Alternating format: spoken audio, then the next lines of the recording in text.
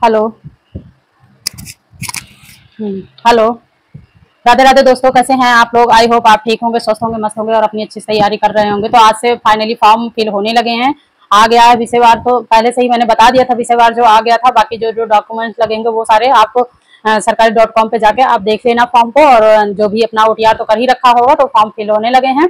और 2 चरणों में एग्जाम होगा। पहले होगा प्री, फिर उसके होगा मेंस। जो प्री होगा वो 150 क्वेश्चन का होगा। वो ऑब्जेक्टिव ही होगा। उसमें 30 क्वेश्चन आएंगे, मतलब जनरल वाले आएंगे, मतलब जीके। और बाकी सब्जेक्ट से आएंगे 130। ठीक है, 120 क्वेश्चन आएंगे जो सब्जेक्ट से होंगे, और 30 क्वेश्चन ऐसे होंगे जो जीके के होंगे।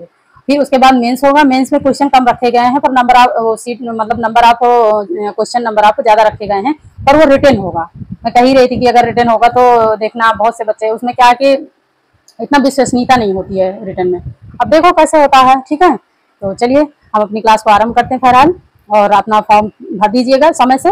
अभी टाइम है, 1 महीने का टाइम है, कोई इतनी वो नहीं है। आराम से भरिएगा सारे डॉक्यूमेंट्स हो करके। ठीक है, तो चलिए अब पढ़ाई पे ध्यान देते हैं। हम अपने क्लास को आरंभ करते हैं। और जो चैनल पे पहली बार आए हैं, प्लीज लाइक सब्सक्राइब कमेंट जरूर करें। और चैनल को पहली बार आए हैं तो बेल आइकन दबा दें, ताकि हर आने वाली वीडियो आपको समय से मिले, समय से और जल्दी मिले, ताकि आपको रिवीजन कर सकें। और मैं PYQ ही करवा रही हूँ, अभी न्यू क्वेश्चन नहीं डाल रही हूँ, क्योंकि न्यू क्वेश्चन के बहुत सारे चल रहे हैं चैनल पे। न्यू क्वेश्चन पुराने PYQ के भी बहुत चले हैं बहुत पहले, लेकिन मैं ये सारा A to Z जितने ईयर्स के हुए हैं A to Z पूरा करवा के ही तो ही छोड़ूंगी, क्योंकि इन्हीं में से क्वेश्चन उठाना है। ठीक है, आयोग को। तो इसलिए, और कुछ बीच में कुछ मैं न्यू जो मुझे लगते हैं कि ये बिल्कुल नए क्वेश्चन है, इस पे आएगा तो मैं उनको डालती जाती हूँ। ठीक है, बाकी तो सब पढ़ा हुआ है आपका। चलिए हम अपनी क्लास को आरंभ करते हैं। माँ सरस्वती को नमन करते हुए हम पहले क्वेश्चन से अपना क्लास को आरंभ करते हैं। पहला क्वेश्चन है क्वेशरकर रोग की खोज किसने की है? क्वेशरकर रोग की खोज किसने की है? ए ऑप्शन है विलियम सिसिली ने, बी ऑप्शन है रॉबर्ट हुक ने, सी ऑप्शन है रॉबर्ट ब्राउन ने, डी ऑप्शन है एडवर्ड जेनर ने। तो किसने किया है क्वेशरकर रोग की खोज? विलियम सिसिली ने की है। ठीक है, चलिए नेक्स्ट क्वेश्चन है प्रतिशुष्क नेत्रता विटामिन है। किस विटामिन की कमी से प्रतिशुष्क नेत्रता होती है? ये मैंने पहले भी बताया है कि किस विटामिन की कमी से होती है। एक लक्षण भी मैंने बताए थे इसके सारे। तो किस विटामिन की कमी से होती है? आप पहले मतलब जो पहली बार आया हो, पुराने आप वीडियो क्लासेस जितनी भी लगी हुई है वो जरूर देख लेना। वो आपके लिए बहुत बेनिफिट है, क्योंकि उसमें बहुत मैंने डिटेल से समझाया भी हुआ है। अगर वो आपने की होगी तो इनमें सारे आप करते चले जाओगे, आपको कोई मतलब कठिन नहीं लगेंगे। कोई कठिन मुझे नहीं लगता कि मैंने कोई कठिन इसमें मतलब रखे हुए हैं क्वेश्चन। सारे क्वेश्चन उलट फेट करके जो बनाए हुए हैं वही है सारे। ठीक है, चलिए तो इसमें कौन सा होगा? प्रतिशुष्क नेत्रता विटामिन है, कौन सी विटामिन की कमी से होता है? ए ऑप्शन है विटामिन सी की कमी से, बी ऑप्शन है विटामिन डी की कमी से, सी ऑप्शन है विटामिन ई की कमी से, डी ऑप्शन है विटामिन ए की कमी से। तो किसकी कमी से होता है? विटामिन ए की कमी से। ठीक है, विटामिन ए की कमी से होता है। चलिए नेक्स्ट क्वेश्चन है WHO के वर्तमान में चीफ जस्टिस होगा, यार चीफ जस्टिस होगा, यहाँ पे टाइपिंग एरर हो गया है। ठीक है, चीफ जस्टिस में पेन मेरा थोड़ा सा यहाँ पे चीफ जस्टिस होगा। ठीक है, चीफ लिख देती हूँ, चीफ जस्टिस होगा। तो पहला ऑप्शन है जेरोई फरार, ए ऑप्शन WHO, हाँ सही है। बी ऑप्शन ए और सी दोनों, और सी ऑप्शन है सौम्या स्वामीनाथन, डी ऑप्शन इनमें से कोई नहीं। तो इसमें चीफ जस्टिस पूछा गया। पहले मुझे लगा WHO को वर्तमान में मतलब वो कहाँ पे है इसके मतलब मुख्यालय, नहीं चीफ जस्टिस। तो इसका कौन पूछा गया था? सौम्या स्वामीनाथन, वर्तमान में सौम्या स्वामीनाथन। ठीक है, चलिए नेक्स्ट क्वेश्चन है मानसिक विकार की अवस्थाओं में शामिल है। मानसिक विकार की अवस्थाओं में शामिल है, इसमें कौन सा है जो मानसिक विकार से शामिल है? ए ऑप्शन है सिजोफ्रेनिया, बी ऑप्शन है साइकोसिस, और सी ऑप्शन है पैरानोइया, और डी ऑप्शन है उपयुक्त सभी। देखिए वैसे तो ना इसमें देखो दिया हुआ उपयुक्त सभी, पर इसमें सभी नहीं होगा। मानसिक विकार में आते तो हैं सारे, लेकिन सबके लक्षण अलग अलग हैं, सबके अलग अलग है। अब जैसे सिजोफ्रेनिया है, इसमें क्या है ना कि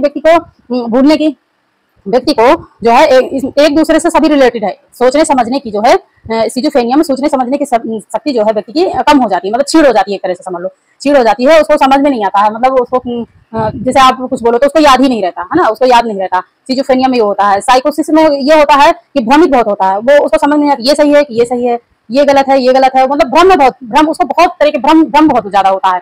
और पैरानोइया में क्या होता है कि पैरानोइया में होता है कि दूसरे लोगों पर शक बहुत करता है, बहुत ज्यादा शक करेगा। ऐसे लोग क्या है ना कि इनको अपनी जान से हमेशा खतरा रहता है कि कहीं कभी हमें मार ना दे, कभी वो हर दूसरों पे शक करते हैं, किसी से मतलब इतना घुलते मिलते नहीं। आपने कभी देखा होगा कोई कई बच्चे ऐसे होते हैं ऐसे साइकोलॉजी इतना मतलब वो होता है उनमें कि यही होता है पैरानोइया, वो डरते बहुत हैं। वो दूसरे लोगों से, अनजान लोगों से बात नहीं करेंगे, उनको लगेगा कि कहीं ये मुझे मार ना दे, कहीं ये मुझे कुछ नुकसान ना पहुंचा दे। बहुत अकेलेपन रहना पसंद करेंगे, अकेले अकेले रहेंगे, किसी से ना मतलब शादी समारोह में शामिल होंगे, ना किसी पार्टी फंक्शन में समारोह, मतलब ना किसी और बच्चों से उनका जो है क्या कहते हैं इतना तालमेल या घुल मिल नहीं पाते हैं। उनका नॉर्मल ऐसे लोगों की तरह, नॉर्मल बच्चों की तरह नहीं बिहेवियर रहता, अलग रहता है थोड़ा। डरते बहुत ज्यादा उनमें, डर सरा हर किसी से, मतलब उनको सिर्फ माँ को छोड़कर डरते, हर किसी पे शक करते हैं, हर किसी पे शक करते हैं, उनको डर ही रहता है। ठीक है, ये है। तो इसमें क्या होगा, मानसिक विकार के अवस्था में शामिल है पैरानोइया। देखिए इसमें तो मैंने सारे बता दिया, सबके अलग अलग है, आते तो सभी मानसिक विकार से ही संबंधित है, लेकिन इसमें पैरानोइया ऐसा है कि ये बहुत ज्यादा हावी हो जाता है, ये बहुत ज्यादा हावी हो जाता है। ठीक है, देखो सोचने समझने की क्षमता नहीं है वो चलो अलग बात है, लेकिन बाकी लोगों से बोलना, बातें करना और सब चीजें ठीक है, समझ में नहीं आ रहा, वो नहीं, याद नहीं है, वो अलग बात है। लेकिन इसमें तो इतना है कि बस किसी एक अकेला जीवन बिल्कुल अपने मानसिक उसमें ही पड़ा रहना है। ठीक है, बता दिया। चलिए नेक्स्ट क्वेश्चन है, नेक्स्ट क्वेश्चन है, नेक्स्ट क्वेश्चन है, शारीरिक स्वास्थ्य में ए बी सी क्या है? शारीरिक स्वास्थ्य में ए बी सी क्या है? ए ऑप्शन है एयरवे, बी ऑप्शन है ब्रीथिंग, सी ऑप्शन है सर्कुलेशन, डी ऑप्शन है ऑल ऑफ द अबाउ। तो इसमें कौन सा होगा? All of the above. क्यों? क्योंकि देखिए जो शारीरिक स्वास्थ्य में एबीसी का मतलब यही होता है, एयर वे, ब्रीथिंग, सर्कुलेशन। एयर में मतलब वायु को आवागमन होना, हमारे बॉडी में वायु का आवागमन सांसों द्वारा होता है। ब्रीथिंग मतलब हम सांस को लेते हैं, है ना, सांस को अंदर लेते हैं और छोड़ते हैं, तो वो है सर्कुलेशन। जो ब्लड सर्कुलेशन में ऑक्सीजन हम जो लेते हैं, ब्लड के द्वारा, ब्लड में जो है ऑक्सीजन संचारित होकर पूरे बॉडी में वो जाता है ना, ये होता है सर्कुलेशन। तो इसमें क्या है, सभी है, तीनों है। ठीक है, चलिए नेक्स्ट क्वेश्चन है, नेक्स्ट क्वेश्चन है, ALG संबंधित है, LG संबंधित है। ये LG वो वाला LG नहीं है, नहीं LG फिर समझ लो। ठीक है, ये वो वाला LG नहीं है। तो ALG संबंधित है, किससे संबंधित? ए ऑप्शन है बौद्धिक स्वास्थ्य से, बी ऑप्शन है शारीरिक स्वास्थ्य से, सी ऑप्शन है मानसिक स्वास्थ्य से, डी ऑप्शन है उपरोक्त सभी। LG किससे संबंधित है? संबंधित है मानसिक स्वास्थ्य से। ठीक है, चलिए नेक्स्ट क्वेश्चन है, ये क्वेश्चन थोड़ा बड़ा है।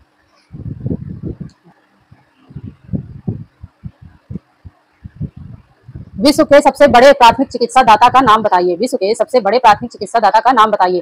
ए ऑप्शन है WHO, बी ऑप्शन है यूनेस्को, सी ऑप्शन है यूनिसेफ और डी ऑप्शन है केयर। तो कौन सा होगा? विश्व का पूछा है इसमें, कोई ये नहीं कि सिर्फ एक देश का, तो कौन सा है? यूनिसेफ है ना, यूनिसेफ है। चलिए, ये एनसीईआरटी के बुक में दिया हुआ है चारों के, बहुत अच्छे से मैंने पढ़ाया यार, सारी क्लासेस ली है तो उसमें सारा समझाया हुआ, बहुत डिटेल से समझाया हुआ है। एनसीईआरटी की क्लासेस मैंने जो चलाई उसमें सारे मैंने करवा रखे हैं।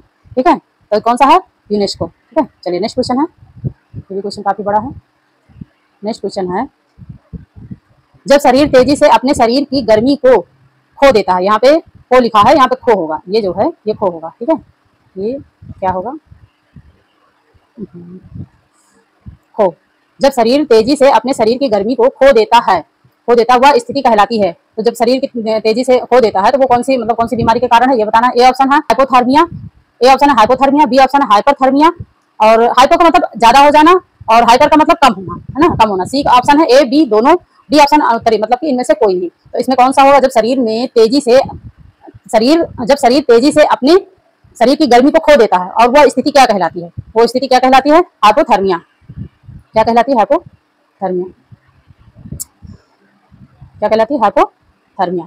ठीक है, हाइपोथर्मिया वो है कि जैसे ये रोग ऐसा है कि इसमें जैसे ठंडे इलाकों में बहुत दिनों तक आप रहो, बहुत मतलब आप आर्मी वगैरह देखते होंगे जो ठंडे इलाकों में रहते हैं, विदेशों में ठंडे देते हैं, जो जैसे कोई टापू है या कोई ठंडी जगह है जहाँ पे हमेशा ठंडी ही पड़ती रहती है ना, तो ज्यादा दिन तक ठंडी में रहोगे तो क्या है कि गर्मी, बॉडी की जो है गर्मी अपने आप बहुत जल्दी खो जाती है, मतलब बहुत जल्दी निकल जाती है, और जितनी जल्दी निकलती है ना उतनी जल्दी वो आ भी जाती है, आती है और खो जाती है, मतलब एकदम से चली भी जाती है, एकदम से गर्मी भी चली जाएगी और एकदम से ठंडी भी चली जाती है। ऐसे ये बीमारी ऐसे है कि ना कोई ज्यादा देर तक हमारे बॉडी में टेम्परेचर ना ज्यादा देर तक रुकेगा, गर्मी आप बनी रहेगी। जब गर्मी नहीं बनी रहेगी तो वो भी तो दिक्कत है ना बॉडी को। ठंडे इलाकों में जाओगे और तुरंत आपको बॉडी में गर्मी नहीं है तो आप बीमार, एकदम से सांस फूलने लगेगी और तड़ाक से गिर जाओगे, है ना, बॉडी में ब्लड सर्कुलेशन एकदम जम जाएगा, खून जम जाएगा, होगा नहीं, है ना, गर्मी रहती है तभी तो ब्लड सर्कुलेशन रहता है, तो वो भी तो एकदम वो है, खतरनाक है। तो एकदम से इसमें क्या है कि जो है गर्मी, बॉडी की गर्मी जो है एकदम से चली जाती है, और ठंडी, और जब गर्मी में गर्म क्षेत्रों में आता है तो ठंडी एकदम से चली जाती है उसकी बॉडी से, तो उसका दोनों असर होता है हाइपोथर्मिया में। ठीक है, ये है, आई होप आपको समझ में आ गया होगा अच्छे से। चलिए नेक्स्ट क्वेश्चन है, नेक्स्ट क्वेश्चन है,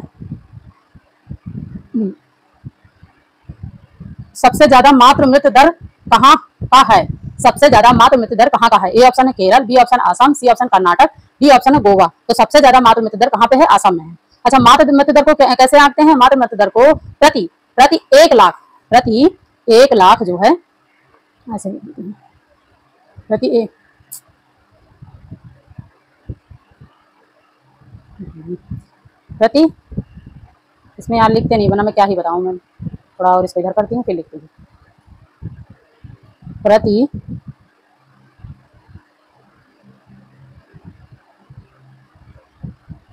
लाख, 1 लाख, ये 0 है, ठीक है, ये 0 है।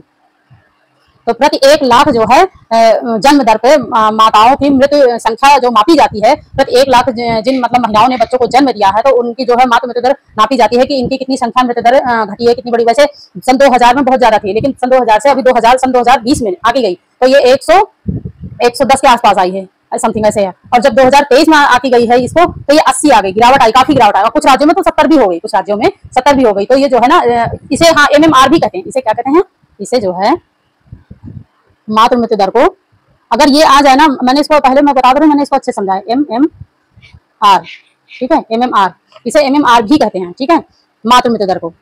तो अगर ऐसे आ जाए कि सबसे ज्यादा MMR दर कहाँ पे है, तो भी आप बता देगा असम, कहाँ पे है, असम, ठीक है, ये असम।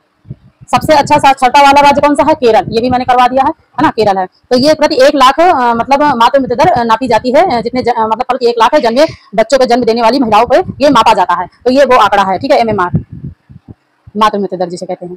और जो शिशु मृत्यु दर होता है, IMR होता है, ठीक है, IMR वो कितने पे नापा जाता है, वो प्रति 1000, प्रति 1000 शिशु मतलब जन्म लिए हैं जो, उन पे मापा जाता है, ठीक है। चलिए नेक्स्ट क्वेश्चन है, कौन कौन से, नेक्स्ट क्वेश्चन है, गृह प्रबंधन के चरण हैं, गृह प्रबंधन के कौन कौन से चरण हैं। ए ऑप्शन है नियोजन, बी ऑप्शन नियंत्रण, सी ऑप्शन मूल्यांकन, डी ऑप्शन उपरोक्त सभी। तो कौन से हैं, उपरोक्त सभी है, गृह प्रबंधन के ये सभी चरण आते हैं, आयोजन, नियोजन, नियंत्रण, मूल्यांकन, है ना, संगठन, ये सभी है।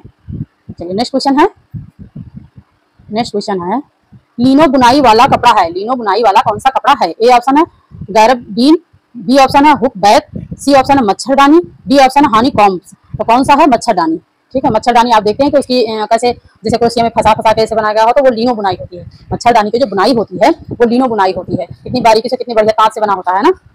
चलिए नेक्स्ट क्वेश्चन है,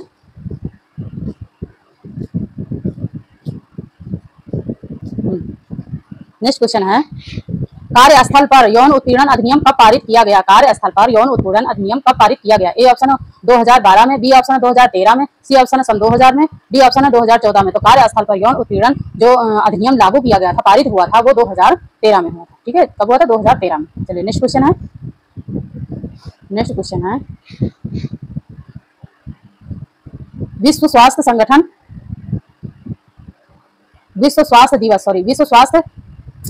विश्व जनसंख्या दिवस मनाया जाता है। नेक्स्ट क्वेश्चन है, विश्व जनसंख्या दिवस मनाया जाता है, विश्व जनसंख्या दिवस कब मनाया जाता है। ए ऑप्शन है 8 मार्च को, बी ऑप्शन है 5 जून को, सी ऑप्शन है 11 जुलाई को, डी ऑप्शन है 2 अक्टूबर को। देखिए ये ना जीके वाले में रखे जाएंगे, ये क्वेश्चन जो है ये जीके में रखे जाएंगे। विश्व जितने भी मतलब क्या कहते हैं, जैसे कार्यस्थल वाला है और जनसंख्या दिवस है और पर्यावरण दिवस है, तो ये सब हो सकता है जीके वाले पार्ट में रखा जाए, जो 30 सितंबर तक जीके वाला आता है। और ये हमारे सब्जेक्ट में भी है, सब्जेक्ट में भी रख सकते हैं, ऐसा कुछ नहीं है। तो विश्व जनसंख्या दिवस कब मनाया जाता है, 11 जुलाई को, तो मनाया जाता है 11 जुलाई को। चलिए नेक्स्ट क्वेश्चन है, नेक्स्ट क्वेश्चन है, अंतरराष्ट्रीय साक्षरता वर्ष मनाया गया, अंतरराष्ट्रीय साक्षरता वर्ष कब मनाया गया था। ए ऑप्शन 1980 को, बी ऑप्शन 1990 को, सी ऑप्शन है 1970 को, डी ऑप्शन 1960 को। तो कब मनाया गया था, 1990 को, 1990 को अंतरराष्ट्रीय साक्षरता वर्ष कब मनाया गया था, 1990 को, ठीक है। चलिए नेक्स्ट क्वेश्चन है, कैनबिस सेटाइवा संदर्भित करता है, कैनबिस सेटाइवा संदर्भित करता है। कैनबिस सेटाइवा से क्या मतलब है। ए ऑप्शन है कपास से, बी ऑप्शन है जूट से, सी ऑप्शन है हेम्प से, डी ऑप्शन है लिनन से। तो फिर अच्छा कैनबिस सेटाइवा है क्या, ये एक प्रजाति है, ये एक पौधे की प्रजाति है, ठीक है। ये कौन से पौधे की प्रजाति है ये बताना है। कैनबिस सेटाइवा जो है एक जो गांजा होता है ना, जो गांजा होता है, भांग होता है, वो एक वनस्पतिक नाम है। ये जो है भांग का एक वनस्पतिक नाम है कैनबिस सेटाइवा, ठीक है। एक गांजा की ये प्रजाति है, ठीक है। गांजा की जो प्रजाति होती है उसी में भांग आ जाता है। तो उसी के प्रजाति में जो इसमें सारे देखो, इसमें भांग और गांजा तो दिया नहीं है, तो इसमें कपास दिया है, जूट दिया है, हेम्प दिया है, लिनन दिया है। तो इनमें से कौन सा ऐसा पौधा है जो उसकी प्रजाति में आता है, ठीक है। कैनबिस सेटाइवा की प्रजाति में आता है, भांग की प्रजाति में आता है, या गांजा जो जिस जात प्रजाति का है, जिस वंशज का है, उसमें ये पौधा आता है, ठीक है। ये बताना है। तो कौन सा होगा इसमें, हेम्प। हेम्प जो है, हेम्प भी एक तने वाला पौधा है ना, तो हेम्प जो है कैनबिस सेटाइवा की प्रजाति का ही पौधा है, ठीक है। ये आ सकता है, ये वेरी इंपॉर्टेंट है, इसको क्या है, वेरी इंपॉर्टेंट है ये क्वेश्चन, ठीक है, वेरी इंपॉर्टेंट न्यू क्वेश्चन है, वेरी इंपॉर्टेंट है। चलिए नेक्स्ट क्वेश्चन है, नेक्स्ट क्वेश्चन है,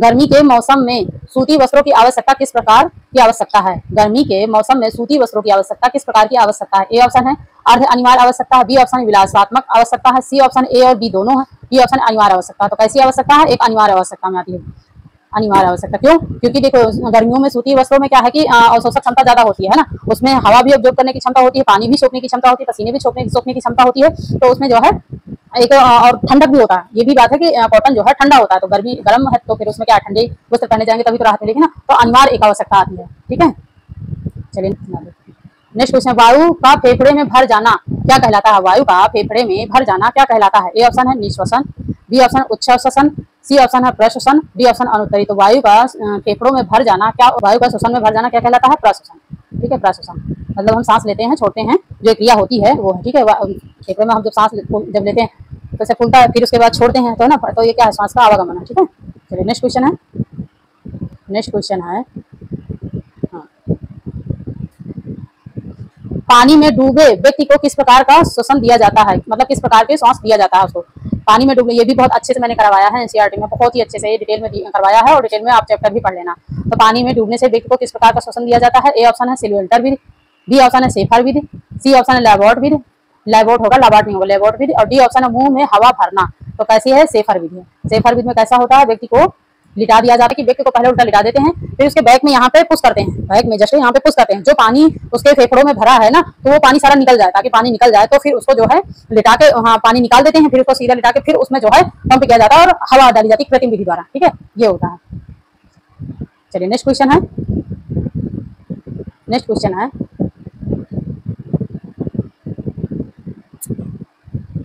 मुझे लग रहा है ये गलत मैंने समझा। नेक्स्ट क्वेश्चन है पानी में डूबे व्यक्ति को किस प्रकार श्वसन दिया जाता है? पानी में डूबे व्यक्ति को किस प्रकार श्वसन दिया जाता है? ए ऑप्शन है सिल्वेंटर विधि, बी ऑप्शन है सेफर विधि, सी ऑप्शन है लैबॉर्ट विधि, और डी ऑप्शन है मुंह में हवा भरना। तो कौन सा होगा? सेफर विधि होगा। ऑप्शन कौन सा होगा? सेफर विधि। सेफर विधि में क्या है? व्यक्ति को सीधा लिटा देते हैं, उसके सीने में दबाते हैं, जितना भी उसके फेफड़े में पानी भरा उस पानी को पहले निकालते हैं, पानी को निकाल देते हैं, फिर उसके बाद उसको कृत्रिम सांस दी जाती है। ठीक है, ये होता है सेफर विधि। चलिए नेक्स्ट क्वेश्चन है